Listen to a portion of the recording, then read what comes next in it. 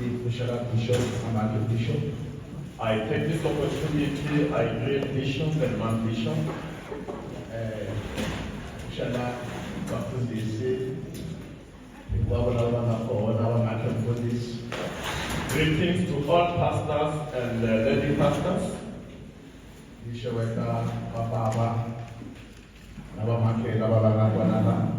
Greetings to the fathers and the mothers who are here. Youth and the Sunday school. Greetings to the young people and the Sunday school. Worship team. And greetings also to our Sunday school and the band. Let me not forget our visitors. Do we have visitors in our midst? Sinazivakashi phakathi kwethu. All appreciate it and see them. Ngajabula mangabona izandla. Take note of that visitor. Go to the visitor and give him or her a hug. Bese uya kuleso sivakashi usinike ihug. Please, visitors, please. Please stand, please. So that the church can see you. Give that person a hug. Welcome her with a hug or him with a hug.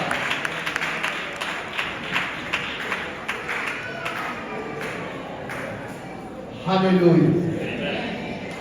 By doing that, who knows? One of them is an angel. Special sent to us.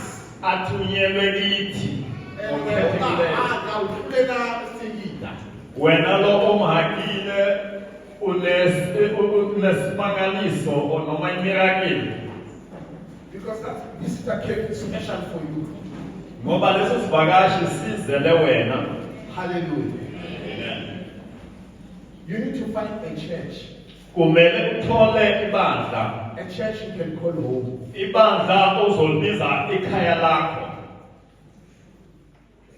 Find a church. A church that you can be proud of. Find a church where you can come and park your car even if there's no service.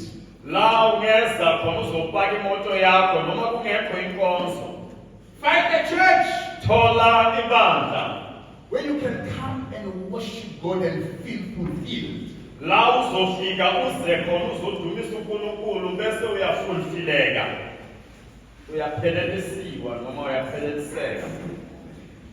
Hallelujah. Amen. Kerek, I appreciate this opportunity. Little Bishop Amandinega to be part of the lineup.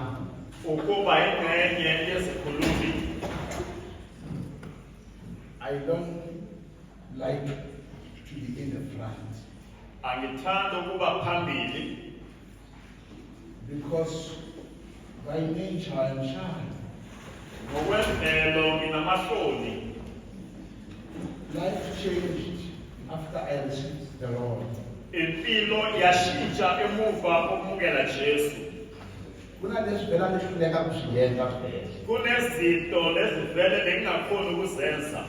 But after receiving the Holy Spirit,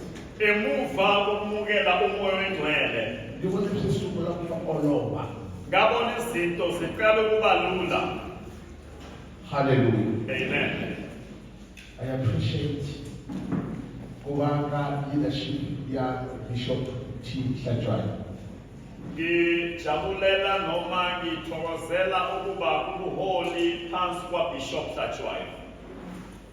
I don't regret to be a member of the church.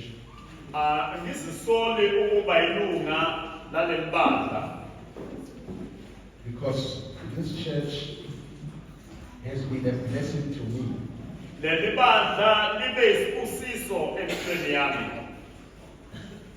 I did not know how to pray.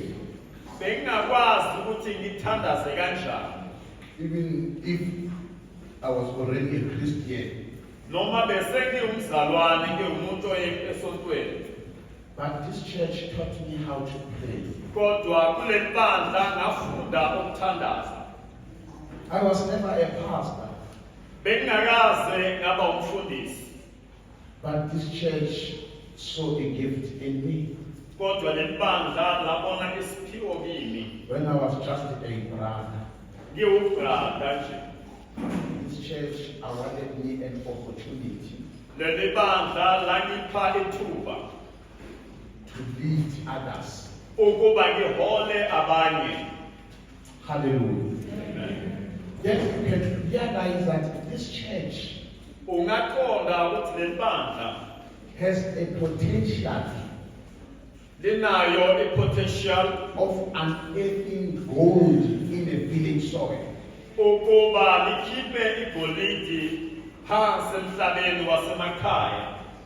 Train people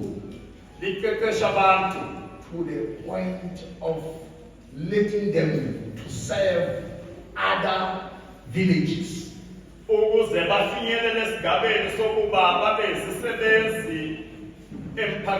This church has produced many pastors.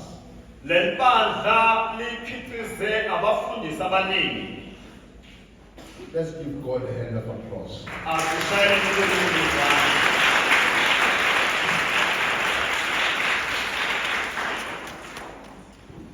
We are reading Galatians chapter 2. Galatia chapter 2. Let's only take verse 21. Starting parallel verse 21.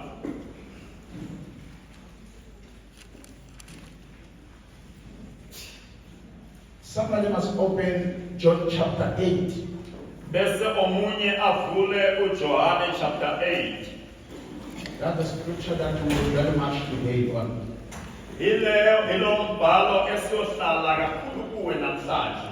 From verse 1 to verse number 11. Verse number 1, verse number 11. Can somebody read for us Galatians, please? I do not frustrate the grace of God. For if righteousness comes by the law, then Christ is dead in vain. Another version, please. Another version, please.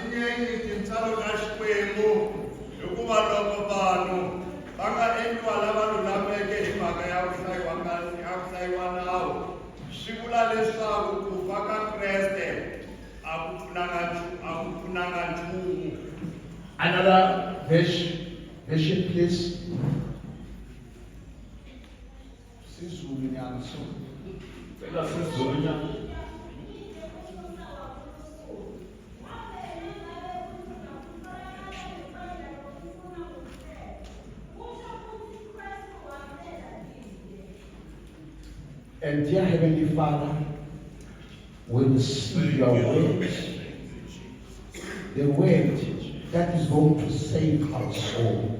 Yes, Lord. And Father, I thank you for this opportunity. I know one more time you will anoint my lips to speak your word with power. In Jesus' mighty and precious name. I come against irrelevant statements. Statements that are there to dilute the message from above. I speak power in the name of Jesus. And Father, we receive this with thanksgiving. In Jesus' mighty and precious name. Hallelujah. Amen. Where we have read, another version says, any version 18. Not frustrating the grace of God. Not rendering meaningless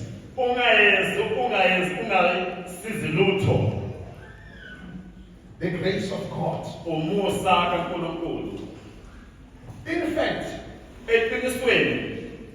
we are planning not to set aside with this message.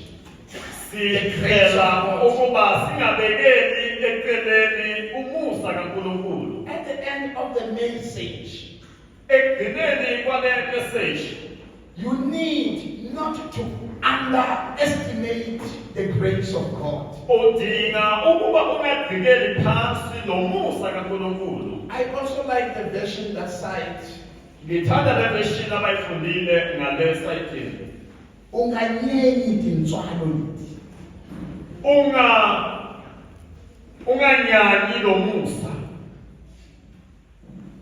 Pastor Magabor, can you repeat that one? Cela uyifunde futhi lelo verse. Okay. You look like unganyenyi. Yithi unganyanyi. You will realize for it. Look, who frustrated the grace of God. Ufanisiwa na kunyenya. Uma ufrustrate lo musa kaNkulunkulu kufaniswa nokunyanya Tintswalo. umusa. You know, the unmerited favor. Lo musa lo beungafanele. You did not deserve it, but they said it is yours. Bekungafanele kodwa kwathiwa okwakho. How do you frustrate something that is yours? Ukufrustrate njani lokhu kwakho? Hallelujah. I want us to go deep into John chapter 8. Ngifuna sijule encwadini the Gospel of John chapter 8. Reading from verse 1. Siqale nayo ekuqaleni verse lokuqala.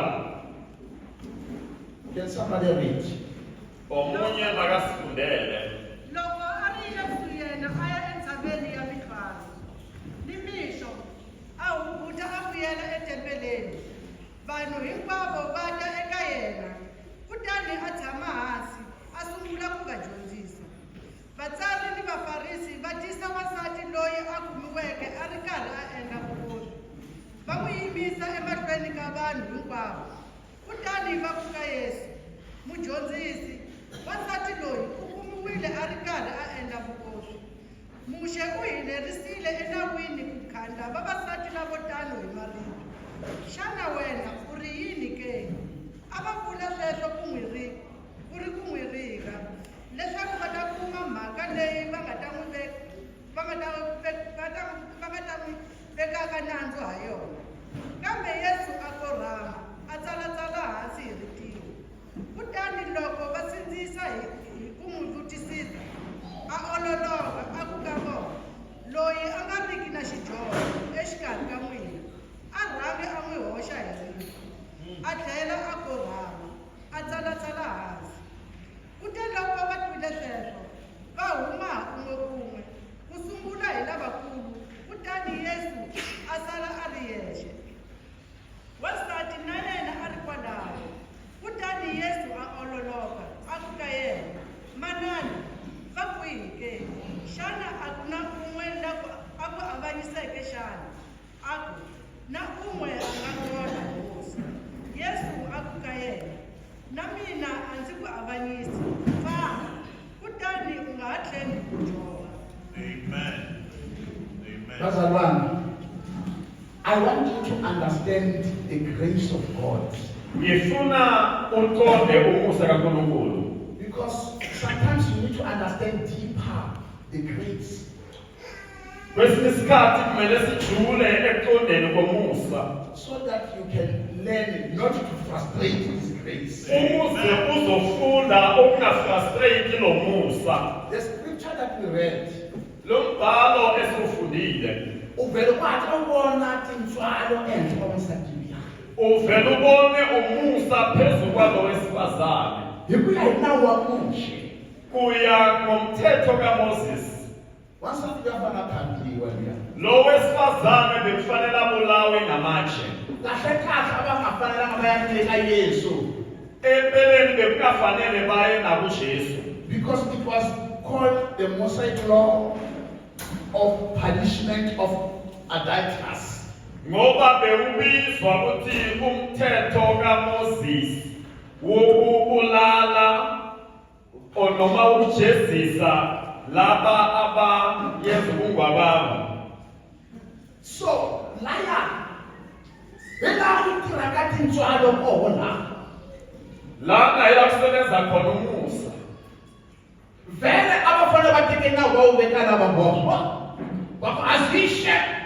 Bekufanele vele bathatha umthetho bawubeke phansi bathi nawu uyakhona kubhaliwe. Dumani naye. Bavele bashaye ngamatshe nalabathanda ngakhona. That woman bekenabo bekungekho lokhu bekazokwenza. already was found right-handed. Bebamtholile banobufakazi obuqinile bekungekho ukuphika. Naye okwakhe bekazozinikela athi bulalani.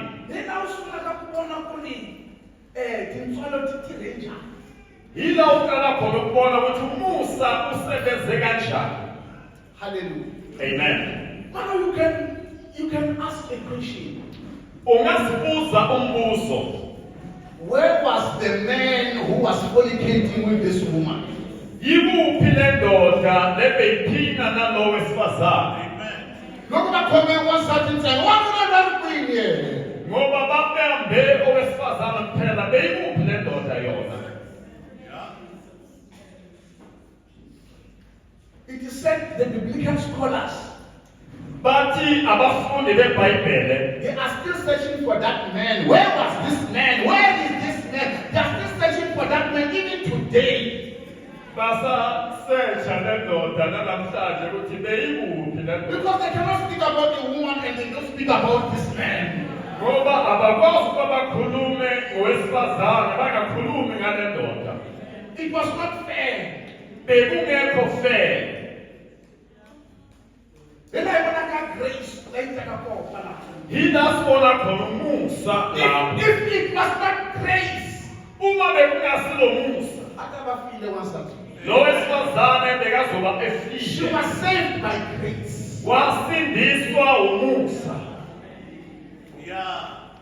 I never knew such someone that you are now. Why not come over something and tell about Konanisana? Where were you? Nami ngiyisize ngisayifuna le ndoda ngizoyibuza ukuthi kanti ukuphi wena ngoba babambe wesifazane kuphela.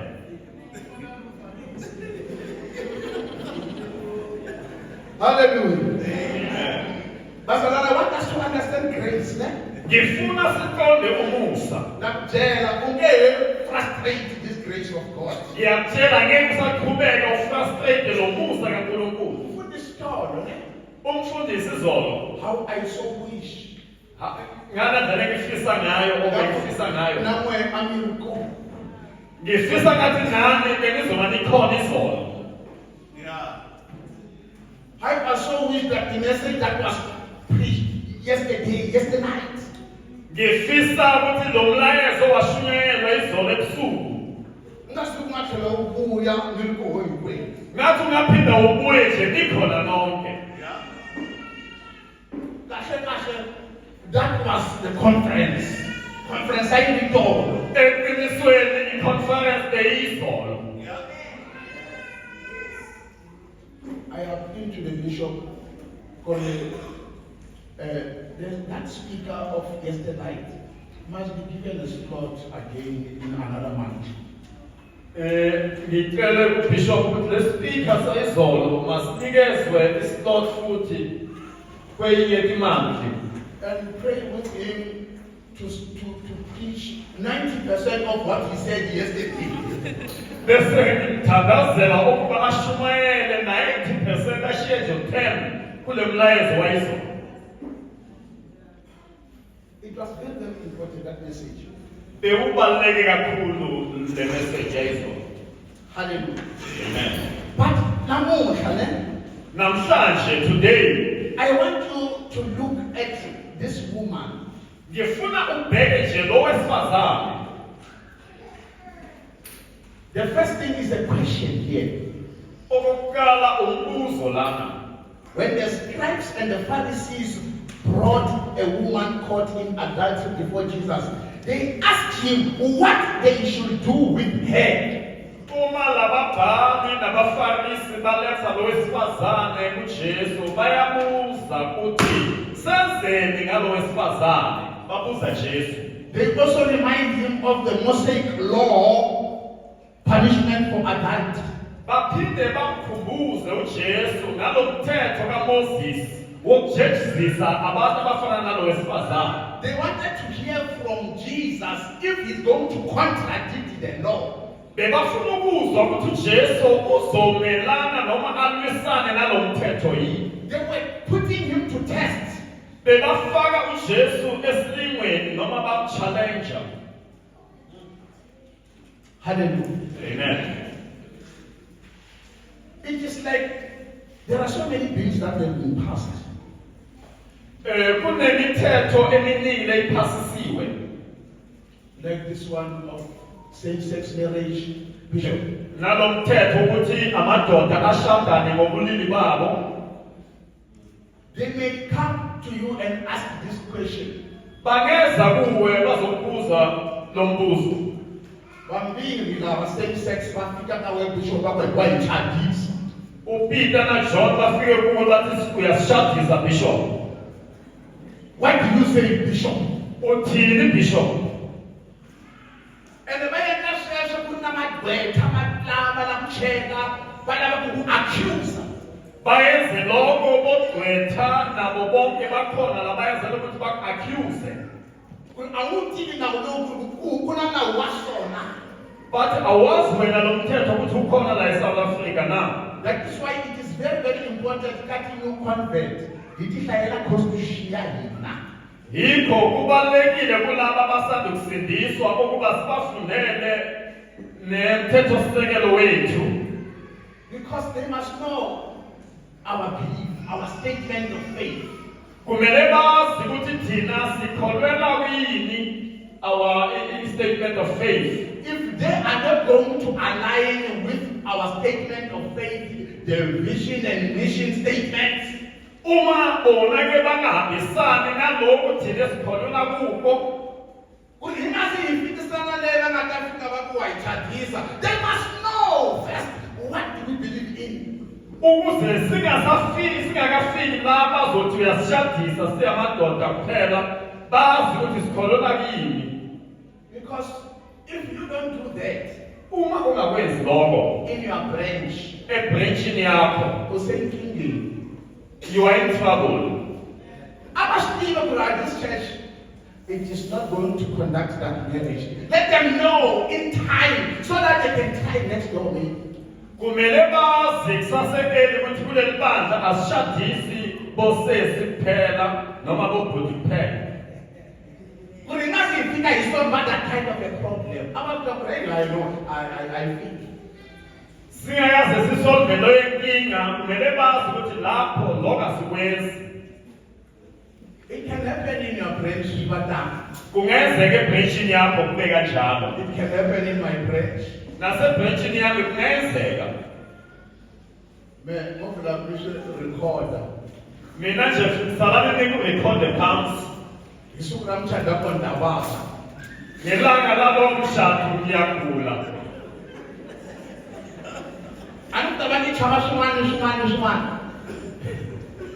On that day, I will get sick. Ngalelo langa ngiyogula kakhulu. Uzophokelela ngigula.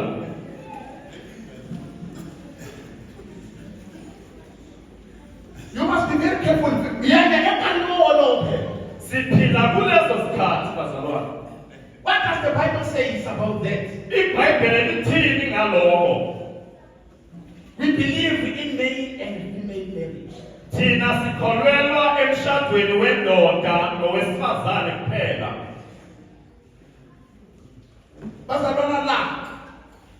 The question was, they wanted to find out, what do you say about her? What will you do with her? Umbuzo bekukuthi bebafuna ukwazi ukuthi Jesu uthini ngalo wesifazane, uzoyenzani ngalo wesifazane. Their question was a threat to Jesus.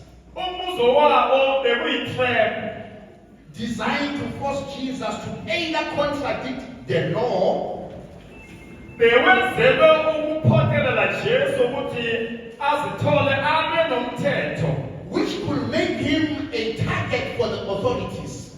lo bewuzomenza abe yitarget yabaholi bomphakathi olelo ndawo At the same time, to condemn a woman, and futhi alahle lo wesifazane which could damage his reputation. lokhu bekuzodeka ubuntu bakhe. Hallelujah. Amen. What I want you to understand Engifuna ukuqonde is the grace that was applied upon that woman. umusa lo owanikeza lo wesifazane. Listen to the response that Jesus gave. Lalela impendulo leyo Jesu ayinikile. Instead of him condemning the woman, Esikhundleni sokuba alahle noma Jesus ayahlule lo wesifazane. initially wrote on the sand. uJesu eqaleni wabhala phansi. Then declared. He started by writing down. Uqale ngokubhala phansi. After writing down, Emuva kokuba abhale phansi. I'm interested to know what was he writing down there. Mina ngiyakuthokozela ngiyafisa ukuqonda ukuthi bekabhalani phansi. After writing down, he declared. Emuva kokubhala phansi waqinisekisa. Let the one among you who is without sin be the first to throw a stone at her. Makube yilo ongenaso isono abe wokuqala aphose itshe. Wayibhala. Uyayizwa? Ungani atafuna kumana. Soba Yesu ima naso abamudlala. Omunye bengacabanga athi chokho uJesu manalo ukuthi mabambulale. Yesu was God. uJesu bekuNkulunkulu. Jesus could read your heart. uJesu bekakwazi ukufunda inhliziyo yakho. Jesus could read your mind. uJesu bekakwazi ukufunda okusengqondweni yakho. He will tell you what is happening in your heart right now. Bekakutshela manje ukuthi enhliziyweni yakho kwenzakalani manje. Including to the spokesperson who was speaking on their behalf there. Kanye nalobeka isikhulumi lobeka bakhulumela khona lapho. I just think Jesus was writing something about the spokesperson. Ngiyacabanga uJesu bekabhala okuthize ngalesikhulumi.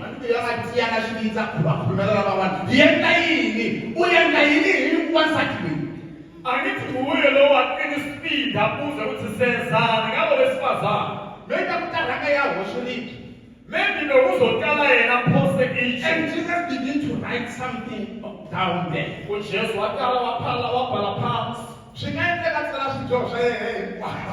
Kungenzeka bekabhala izono zakhe zonke.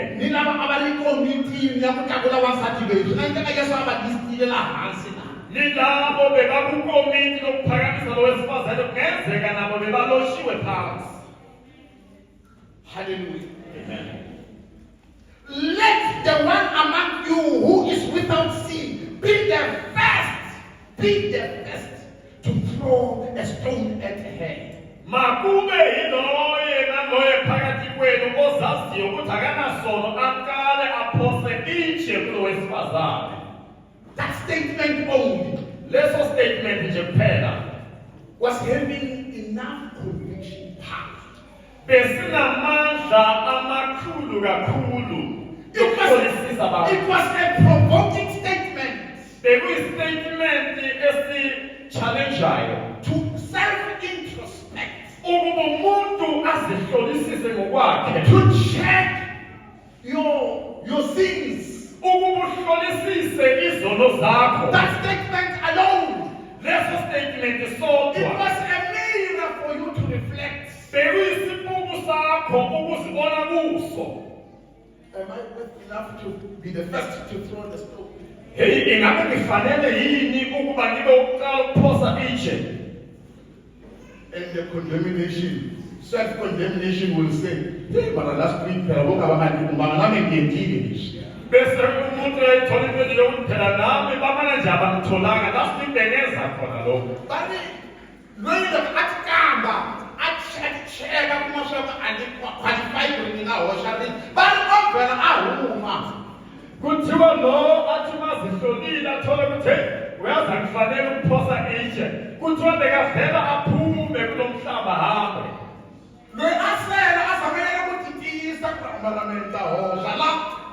Lo bekasela azame nje ukusiqinisa athi mina ngizophosa. Wakhumbula leshiya. Wakhumbula leshiya. Izwi lashaya enhliziyweni ethi uyakhumbula lokhu, uyakhumbula lokhu. And the Bible says he also left one by one, starting from the elders to the smallest. Lithi iBhayibheli naye loyo wagcina ehambile kwaqala from omdala kuyofika komncane bahamba bonke. Check abantu laba phela it was a mob. Ngifuna nicheke phela labantu abekuyigroup enkulu. Imagine the entire mob. Cabanga yonke le group lebefuna ukubulala. They couldn't find anything that qualifies them to throw a stone. Abazange bathole nokukodwa okuncane lokuba qualifiyayo ukuba baphose itshe. Yesu akachumayelanga balani ne? uJesu akashumayelanga. He only mentioned a statement. Wakhuluma nje statement esodwa. If you are clean, uma wena ungcwele, be the first to throw a stone. qala uphose itshe. The whole community, Umphakathi wonke. not even a single one was found qualified. Akekho noyedwa owatholakala efanele. Then ungasibona kuri as a church. Ungabona ke ukuthi njengebandla, Loko statement lesha asho tashitaka hushwala kamwela. uma le statement besingeza sizophoswa lakithi la. Be the first. Iba uqala. How many of you will qualify to throw a stone? Bangaki bethu lana lo bengaqualifya ukuphosa I itshe. mean, if today that statement can be imposed to you, Ngisho uma namhlanje le statement singaphoswa kuwe. yina nibana bahina. Thina nabantwana bethu. Namakhulu kusukela pale kalonkulu kafikela kalonzo. If the same statement can be posed to you, Sukela kulo mdala kuyofika kulo mncane, uma leso statement sikaJesu singaphoselwa kuwe. how many of you Bangaki benu will qualify to throw a stone? ongaqualifya ukuphosa itshe. Then was born we need the grace of God. All of you here. Ngeke yakubona ukuthi sonke sidinga umusa You need to kaNkulunkulu. understand the grace of God that has been applied even to you. Udinga ukuqonda umusa kaNkulunkulu owunikezwe wona kanye nawe. If you are there, you can come forward and prophesy. You will say that according to what we get, when we scan you, it must have a road. Uma ucabanga ukuthi wena akukho ungeza sizoprofeta sikutshele ukuthi wena kunalokhu nalokhu. This statement, even if it can be imposed today, right now, to you, nobody can qualify. Le statement noma singaphoswa kuwe namhlanje akekho ongaqualifya. Then why should we continue to frustrate the grace of God? Amen. Kungani siqhubeke sifrustrate umusa kaNkulunkulu? Now listen. As a result of those who were present, Kulaba bebakhona, beginning from the elders one by one, baqale kulabadala ngamunye ngamunye. the Bible says they begin to leave. Lithi iBhayibheli baqala ukuhamba All of them, bonke. leaving only Jesus and the woman. Kwasala Jesu nalo wesifazane. And Jesus did not look at them as they were going out. He was still writing down. uJesu akazange azihluphe ababheke uma bahamba ekazibhekele phansi. And listen what he said. Lalela lokho owakusho uJesu. Now we're looking after they were dispersed. Emuva kokuba sebahambile sithola lokhu kulandelayo. Now we see grace with forgiveness inside. Sibona umusa ngokuthethelela phakathi kwawo. Amen. Jesus then asked the woman, "Where are your accusers?" uJesu wambuza lo wesifazane, bakuphi laba abagqekayo? And after she said that no one, Waphendula wesifazane athi akukho namunye. he declared, uJesu waqinisekisa, "Neither do I condemn you. nami angikugceki. Go now and sin no more." Hamba manje ungasabuyeli esonweni. Say, the truth. Sibuya manje eqinisweni. Mana kahle kahle angajoyanga amasathile. Eqinisweni akawonanga lo wesifazane. Hey, admitting I'm guilty. Naye uvumile wathi ngonile. Vele ndaqualify wena ulokhu ngikhandliwa. Vele ngifanele kuya ngalo mthetho obhaliwe ukuba ngibulawe ngamatshe. But listen to the answer that Jesus gave. Lalela impendulo ebuya kuJesu. Neither do I condemn you. Nami angikugceki angikulahi. Awufanele ukhandliwa ngakhe. Bekufanele ngabe uyashajwa I am ngamatshe. not going to do that. Kodwa angizukukwenza lokho. Uthethelele. Izono zakho zithethelele. Ila kungena ka-grace call. Ila kungena khona umusa. Awufanele ufa. Bekufanele ngabe uyafa. Kodwa ungahefi. Mara ngeke usafa. Kungena tintwalo kubalanisa kalame. Lapho kungena umusa sihlobo sami. Maybe you are sick. Maybe uyagula. Awufanele ufa. Bekufanele ngabe uyafa.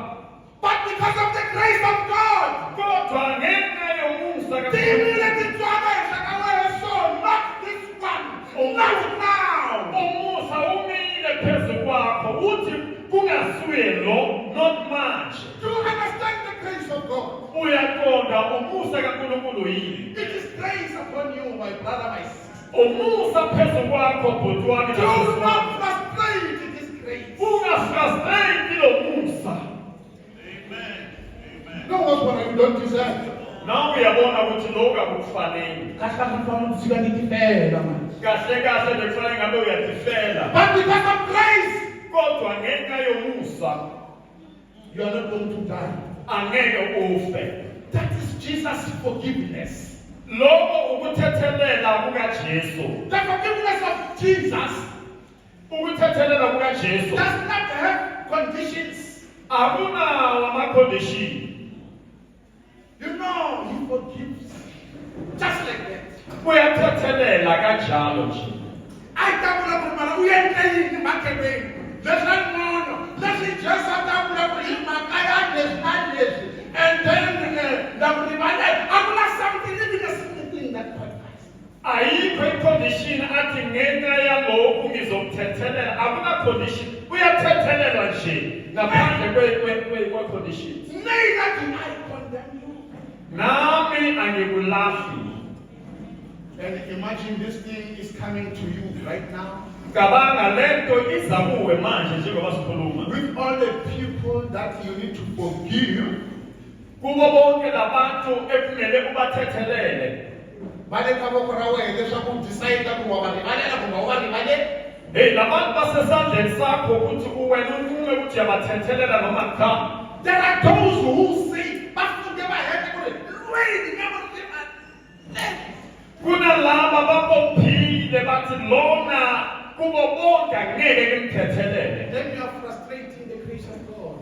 Kanjalo ufrustrate lo musa kaJesu. When you freely receive forgiveness, Uma wena uthole nje ukuthethelelwa it's mahala. the state of freely forgiving your brothers. wena awufuni ukubuthethelele ubhuti wakho noma usisi wakho isihlobo sakho. Ufungile uhlala uphinde nje uqinisise. kahle lokho awunatile wena awungengeni umuntu. Empeleni uma wena bewunalo lizulu bengeke kungene muntu. Akutangena mali kakamela lokho barusijoyi barizidaka bayangikwazo awufunda bangeniswa wena corruption. Bekuzongena abakinyi kuphela noma bayenza konke okubi badakwa bayenze konke lokho bangenisa nge-corruption. I thank God xikwembu xi teketile ntirashoho. Ngiyambonga uNkulunkulu ngoba izulu elakhe Sizongena ngokuthetheleka. siyongena by forgiveness. Only grace will apply. Nalabo abafundela ulangengitilweni langentengo awungena ndinganamfata. Utahlangana ukuba emazwini. Nalaba obophile uthi angeke bangene bazongena ngoba uNkulunkulu elakhe izulu ngomuntu. Ukungasabhomba ku bayitiyele. Asike batekelela mina ngitilweni ndiri-1. Bese omunye azakhuluma athi bayeke baye esogwini mina ngezulwini ngedwa. Okay, shakalami, okay. Let's take it. Where ufamba uri-1 ntilweni. Leswi makayini xitulu leswi a swi nga ta va swi tele swa vanhu lava nga le tirheni. Leswi makayini u ta endliwa njhani tilo ra vo-1. Lava right fambeni a heteng xixoxo hi vanhu kwela ku na la salaka etiheleni la si hamba sonke in the name of Jesus.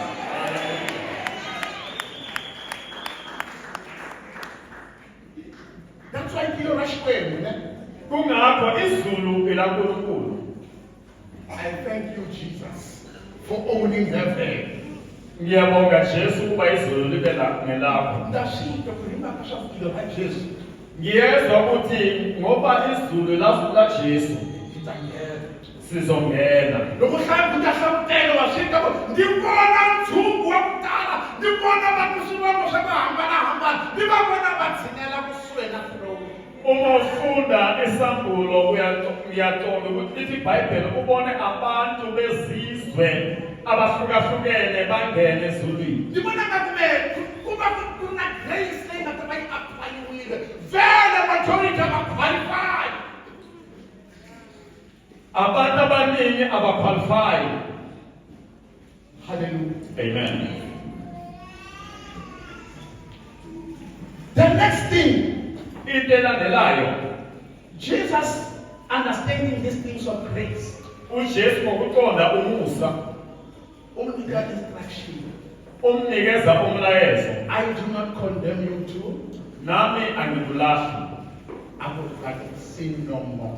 Athi kodwa ungasaphile sonweni. Go now and sin no more. Hamba manje ungasabuyeli esonweni. And you are here. Ukhona la. You are a sinner. Uyisoni. Grace is upon all of you. Umusa uphezulu kwenu lonke. If you sin by mistake Uma wenza isono ngephutha, and you are here, ukhona la. the same grace applies to you. Lo musa lowo ukhona nakuwe ukuba uthole. Sin no more. Ungasawoni. Should you continue to sin Uma ungaqhubeka wone after this message, emuva kwalo mlayezo, you are frustrating the grace of God. ufrustrate umusa kakhulu. Sewulama sekusebenzeka yini manje wehe kuchumayeliwile unikiwile instructions and you are continuing to frustrate the grace of God. Sewufuna ukuthi kwenziwe ini ngoba kushunyayelwe wena uyaqhubeka ufrustrate igrace kaNkulunkulu. Ulama mara tayishamisela kahle kumitela yehevele utata yini. Ufuna bani azokuchazela yona kahle le ndaba sibize yena azokuchazela uyiswe. Sin no more. Ungasabuyeli esonweni. She went home free.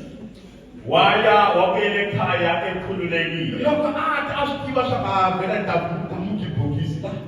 Uma asayale bekazi ukuthi uyobuya ngelibhokisi. Mara look, as she went back home, she was rejoicing. Oh, mathetele bana.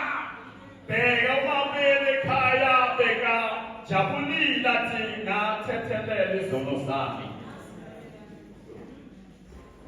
Now listen to the missing man.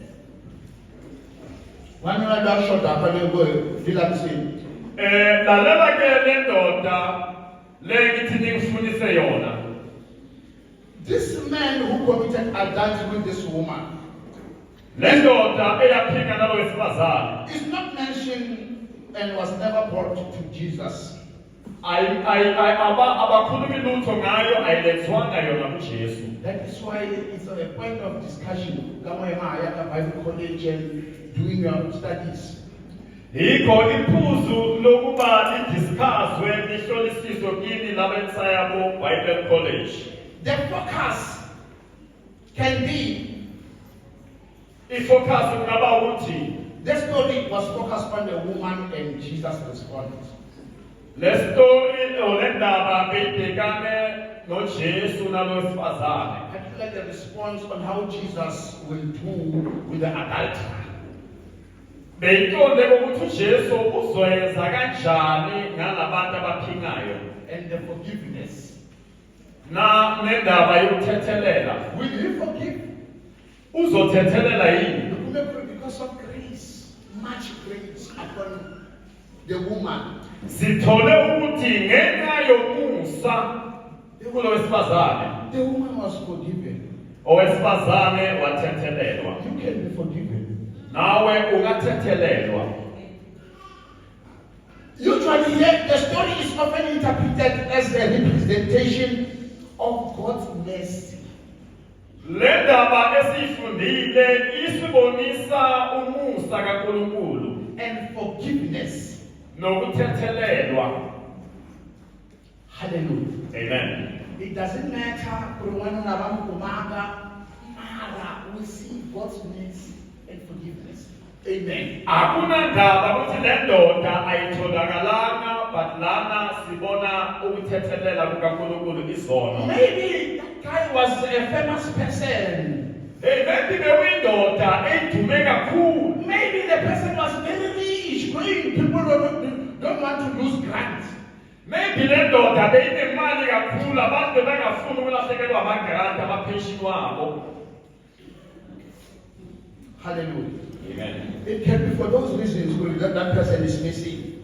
Kungaba yilezo izathu zokuthi le ndoda bangayilethanga. Hallelujah. Amen. I'm just closing. Ngiyavala. But there are 5 things, bazalwane, Kunezinto ezisihlanu bazalwane about this grace. ngalo musa. This I see that I not frustrated under the grace of God. Lokho kungasishiya singafrustrate umusa kaNkulunkulu. Number 1, Okokuqala, understand the grace of God as an undeserved favor. qonda umusa kaNkulunkulu njengemusa lo awusebenzelanga. According to this word karma, you know you were supposed to die. If udayile na ufana ufa. Kuya ngalo mthetho uma ubulele nawe bekufanele ngabe uyabulalwa. Loko uthabile ufana uthabiwa. Uma uhlabile nawe bekufanele ngabe uyahlatshwa. But grace is the opposite. Kodwa igrace ihlukile kunalokho. No payment, Akukhokhwa but you are forgiven. kodwa uyathethelelwa. Hallelujah. Amen. I also want you to look at this. Ngifisa ukuba ubheke nalokhu. Hikuma intswano ilankulu. Sithola umusa ophezulu. Musa, you can call it kindness. Kungaba ubunene, Good things, izinto ezinhle they can happen to you even if you don't deserve them. zingayenzeka nakuwe noma zingakufaneli. I understand you might be poor, you might be suffering from this and that. Ngiyaqonda ukuthi kungenzeka uhluphekile kunezinto ohlupheka ngazo. But according to this grace of God, Kodwa kuya ngalo musa kaNkulunkulu. if you don't frustrate this grace, Uma ungawufrustrate lo musa, this grace can work for your advantage. lo musa ungakusebenzela ukuba kuhambe kahle empilweni yakho. Number 2, grace is for forgiveness and redemption. Umusa uwokuthethelela nokukhulula. Redemption. Angikhulume kancane nje ngale ndaba yokuba umuntu akhululwe. You know, leswi nga humelela exihambanweni. Lokhu okwenzeke esikhambanweni A ku ri leswaku ye afa ematshan'wini ya wena. bekuwukuthi yena afe esikhundleni sakho. Kahle u fanele u tifela na wena swidyoho swa wena. Eqinisweni befanele ngabe wena uyafa ngokwakho ufele izono zakho. Ubhadala swidyoho swa wena. Noma ukhokhele izono zakho. But he died ku ri wena u ta hanya. Kodwa wafa ukuze wena uzophila. Na u nga swi vona ku ri plan ya Xikwembu ya redemption, it was perfect. Ungabona ke ukuthi lehlelo likaNkulunkulu lokukhulula abantu beli-perfect liphelelisiwe. Mara wena u nga yi rendera meaningless if you don't act and receive. Kodwa wena ungayenza lo musa ube yilo ungasizi lutho uma wena ungarespond ungaphenduli kuwo noma umukele lo musa uJesu. But imagine what will happen to you if you die and you don't receive this baby and you happen to die. Whereas he sent his son just to come and die for you. Zibuze ke ukuthi yini izoyenzeka kuwe uma ungafa ungamukelanga lo Jesu oweza emhlabeni azofa ngenxa yakho. The third thing, grace is a gift from God. Lo musa uyisiphiwo samahala esiphuma kuNkulunkulu. You don't even have to work very hard to pass leswaku ta nghena. Eqinisweni akudingi ukuze usebenze kabuhlungu uzujuluke ukuze uzongena ezulwini. It is a gift freely given by God. Kuyisiphiwo esanikezwa sona mahala uNkulunkulu. Grace is a gift that empowers people to live in accordance with God's will. Lo musa yilo owenza abantu bakhone ukuba baphilele uNkulunkulu kuya ngentando yakhe. Now listen carefully. Providing the strength and the ability to overcome sin. Lo musa unikeza amandla namakhono yokumuntu anqobe izono And live a life pleasing to God. bese umuntu uphila lempilo enjabulisayo uNkulunkulu. Grace has got enough power Lo musa unamandla la anele to overcome sin. ukuba unqobe isono. Leswi lavaka swo nawe u teka u hlambela eka tintswele leti.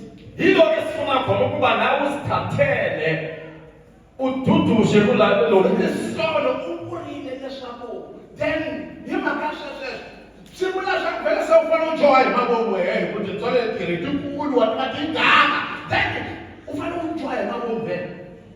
Umfundisi Zolo umashumayela ushile ukuthi noma ubuzile ukuthi senjengoba kunalo musa ingabe lo musa usho ukuthi wena uqhubeke wenze isono ngoba kunomusa.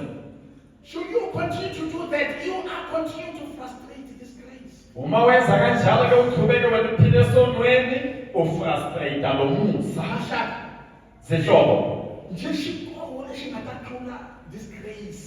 kukhona yini okuzoba phezulu kwalo musa Lexi xi nga ku kutsulaka ku fana na this grace of God. okungakukhulula kufana nalo So, musa. if you continue to frustrate this grace, then what more do you want God to do? Uma ke wena usikhethe ukuqhubeka ufrustrate le grace, ikuphi uNkulunkulu azokwenza okunye? Hallelujah. Amen. I'm just quoting by Ephesians 2 verse 8. Lapha encwadini yaba-Efesa 2 verse 8. For by grace you have been saved Ngomusa nisindisiwe through faith. ngokukholwa. And this is not your own doing. Lokhu akukhona ukwenza kwenu, It is a gift from God. kuyisiphiwo esibuya kuNkulunkulu. In Romans 3 verse 24, Encwadini yabaRoma 3 verse 24. we are justified by grace Senzwa abalungileyo ngomusa. As a gift. Njengesiphiwo. Through the redemption that is in Christ Jesus. Ngokukhululwa lokutholakala kuJesu. No, my God, that's the perfect plan of God for salvation. Ungabona ukuthi lena ihlelo eliphelelisiwe likaNkulunkulu lensindiso. The last thing, okugcina, live in God's grace. Phila emuseni waNkulunkulu. Live in God's grace. Phila emuseni wakaNkulunkulu. Mara leswi nga xiendla lexi nga siya namuntlha hanya van'wani va fika.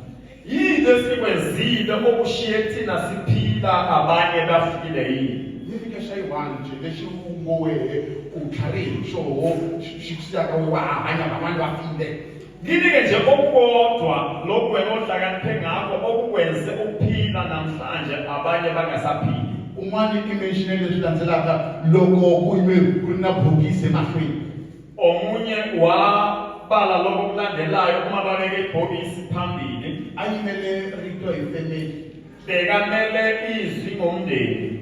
Ako loko xikomba xi hi vutisile before xi teka ndwi a nga etlela. Wathi uma uNkulunkulu bekasibuzile angakamthathi lo olele. Ingi alile no not this one. Besizoba sinabile sithi not lona. Maybe babone kuri mfumo ukufika kwihi mayibona. Maybe babone ukuthi bekanikwe ukufika kuphi. Mara because plan ya Xikwembu afambe na yena afambe. Kodwa ngoba bekuyiplan yokuthi ahambe wahamba. The question was loko loyi angafamba la ka family ni mwana fana yethelela. Umbuzo olandelayo ukuthi uma lona ke bengahambanga khona la emndenini yimuphi lo bekufanele ahambe? Ivele ikhipha ka yena. Imani sivele sikhiphe lo sifake yena la ubani? now you must know that there's nothing tangible that you did that makes you to be alive even today. Nawe ungabona ukuthi akukho okuphathekayo okwenzile okwenze ukubana namhlanje ube khona. It's all about the grace. Umusa kuphela. And Father, we thank you. Thank you, Master. We worship you. Yes, Lord. You are such a lovely God. Yes, Master. Lord, name of Lord, so good. Praise the Lord. Master Jesus. You're going to come in, go get the away. Thank you, Holy Ghost. Okay, guy, must be this is certain salary. Thank you, Jesus. Or you have to frustrate. Thank you, I Master. pray for each and every individual who's here. Master, Lord. Xikomshama timento uhanya etintswani Jesus. ku twisisa ku ri ehandle ka tintswani leti a hi nchumu na nchumu. Jesus. You are such a lovely God. Thank you, Jesus. Lord, nene tatana Master, Lord. reka isiteni yima Father, we thank you. We Praise worship the Lord. you. Thank you, Jesus. Ayimeli kereke. Sicela ibandla sime ngeenyawo. Thank you. We worship you. We give you honor. We give you praise. Thank you, Jesus.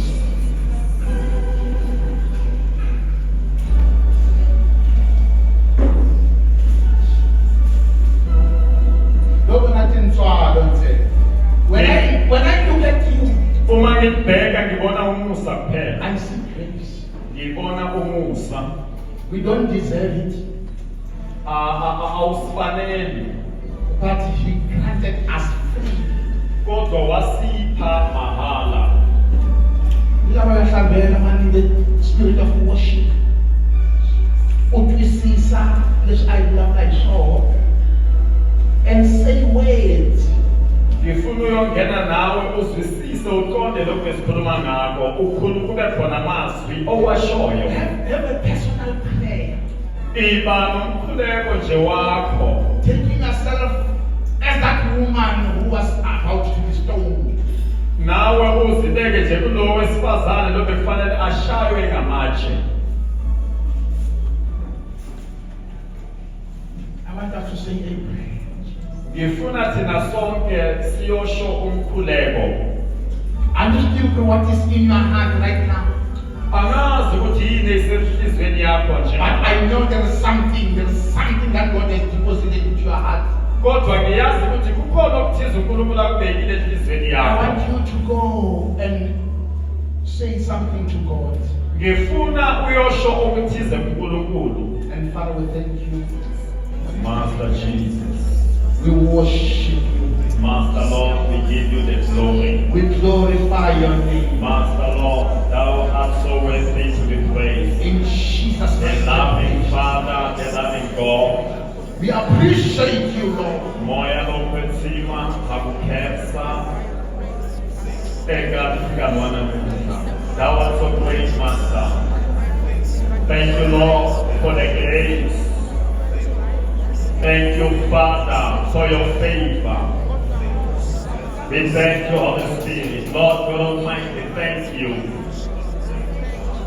Thy mercies, O Lord, from everlasting to everlasting. Your grace that is so sufficient for the forgiveness of our sins, for the healing of our sicknesses. Lord, we thank you for that election. Thank you, Master God Almighty. Glory be to the Lord. Thank you, Jesus. Oh, bless the Lord. Thank you, Holy Spirit. We say, Ebenezer, Master. Lord, as we remember this day, when Christ laid down his life, our God Almighty, for my sake, for the sake, O God, of thy children, your people, Father. We thank you, Holy Spirit. Master Lord, we thank you. Thou art so great, Jesus. Thou, Lord, art so marvelous. Praise Jesus. I don't know. Angazi